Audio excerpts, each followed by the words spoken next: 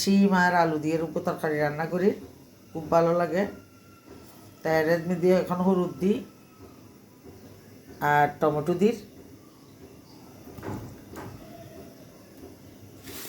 তারপরে রসুন দিও আর অল্প পেঁয়াজ দিও।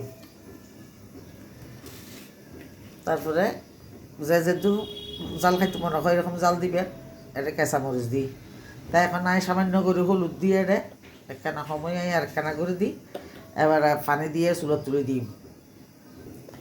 এই তো পানি আমি বেশি ন দিই, সামান্য যে দূর পর্যন্ত সিদ্ধ হবো এরকম করিয়ে না পানি দিয়ে এখন চুলত বসাই দিয়ে রে ভালো করে সিদ্ধ করে ফেলি। এখন নরম হয়ে এগুন চামচ দিয়ে রে বা খাড়ি দিয়ে রে ভাঙ্গি দিয়ে আমি ভালো করিয়ে রে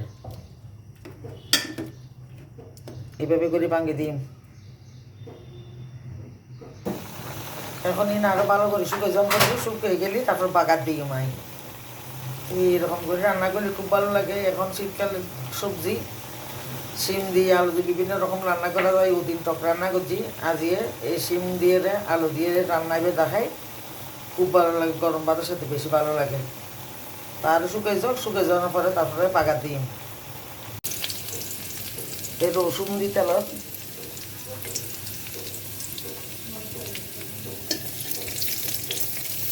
অল্প পেঁয়াজ দিই,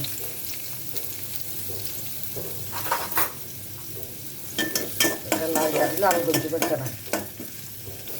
এই লাল হয়ে কেনা এখন চিনে দিন ডালি দিই।